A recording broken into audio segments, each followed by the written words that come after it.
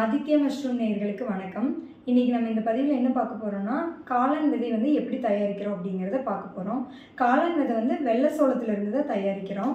இப்போ நீங்கள் பார்த்துட்டு இருக்கிறது எல்லாமே வந்து காளான் விதை பாக்கெட். இது வந்து என்ன பண்ணுறோன்னா, ஒரு சிலர் வந்து மார்க்கெட்டில் போய் வெள்ளை சோளம் வந்து வாங்கிட்டு வந்து காளான் விதை தயாரிக்கிறாங்க. ஆனால் நம்ம வந்து விவசாயிகள்கிட்டயே அப்படியே நேரடியாக போய் கொள்முதல் பண்ணிட்டு வந்து விதை தயாரிச்சிட்ருக்குறோம்.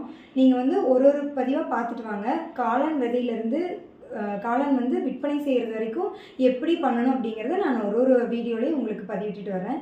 நீங்கள் சேனலை மறக்காமல் சப்ஸ்கிரைப் பண்ணி வச்சுக்கோங்க. இது வந்து இந்த வெரைட்டி காளான் விதை வந்து ஃப்ளோரிடா.